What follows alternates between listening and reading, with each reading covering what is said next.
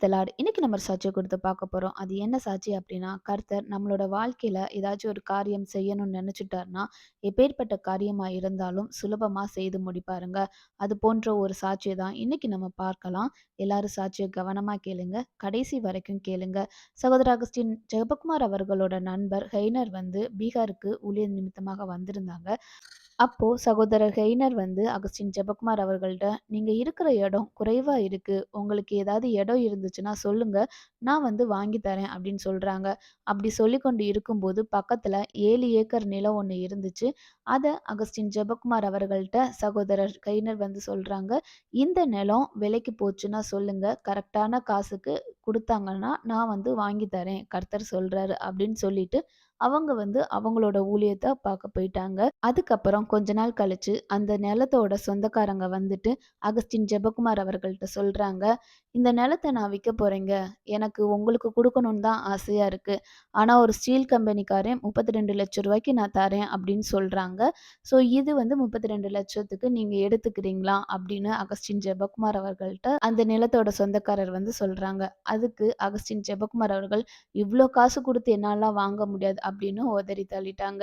அதுக்கப்புறம் கொஞ்சம் மாதங்கள் கழிச்சு, அதே நிலத்தோட ஓனர் வந்து சொல்றாங்க அகஸ்டின் ஜெபக்குமார் அவர்கள்ட்ட, "என்னன்னே தெரியலங்க. உங்களுக்கு தான் இந்த இடத்த வந்து குடுக்கணும்னு எனக்கு தோணுது.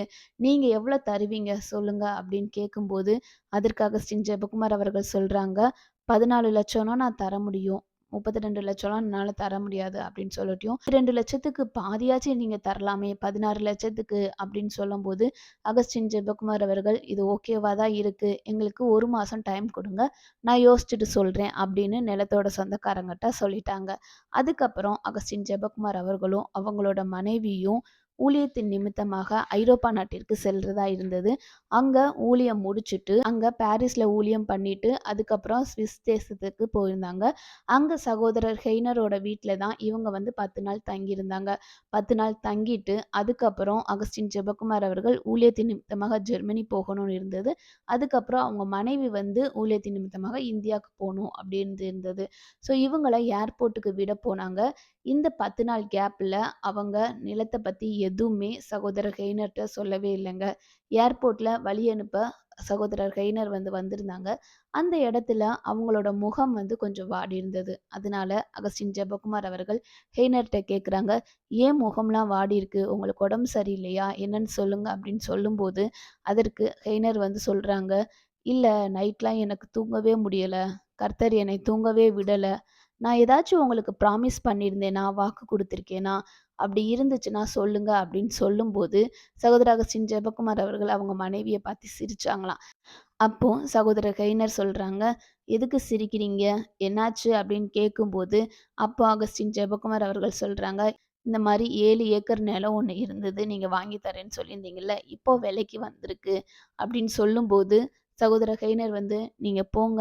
நீங்க இந்தியா போய் சேருங்களையும் உங்களோட அக்கவுண்ட்டுக்கு நான் அனுப்பிச்சுடுறேன்" அப்படின்னு சொன்னாங்க.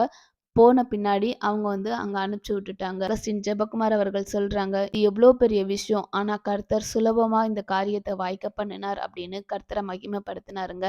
இந்த சாட்சியின் மூலமாக கர்த்தர் நம்மளுக்கு என்ன சொல்ல வரார் அப்படின்னா, எவ்ளோ பெரிய காரியமா இருந்தாலும் கர்த்தர் நம்மளுக்கு சுலபமாக மாற்றி அமைப்பாருங்க. யார் மூலமாகாது கர்த்தர் வந்து நம்மளுக்கு ஒத்தாசை அனுப்புறதற்கு வல்லவராக இருக்கிறாரு. நம்மளுக்கு ஒரு பெரிய ஒத்தாசை எங்கிருந்து கிடைக்கும், எங்கிருந்து கிடைக்கும்னு நம்ம நெனச்சுக்கிட்டு இருக்கலாம். ஆனா இந்த சாட்சியில ஹெய்னர யூஸ் பண்ண மாரி, கர்த்தர் ஏதாவது ஒரு மனிதன் மூலமாக உங்களுக்கு வருகிற நாட்கள்ல உதவி செய்ய வல்லவரா இருக்கிறார். கர்த்தர மகிமைப்படுத்திக்கிட்டே இருப்போம். இந்த சாட்சி உங்களுக்கு பயனுள்ளதா இருந்துச்சு அப்படின்னா, ஷேர் பண்ணுங்க, சப்ஸ்கிரைப் பண்ணுங்க. உங்களோட ரிலேட்டிவ்ஸ்க்கு, ஃபேமிலி சர்க்கிள்க்கு எல்லாருக்கும் ஷேர் பண்ணுங்க. கர்த்தர் இந்த சாட்சியின் மூலமாக உங்களை ஆசீர்வதிப்பாராக.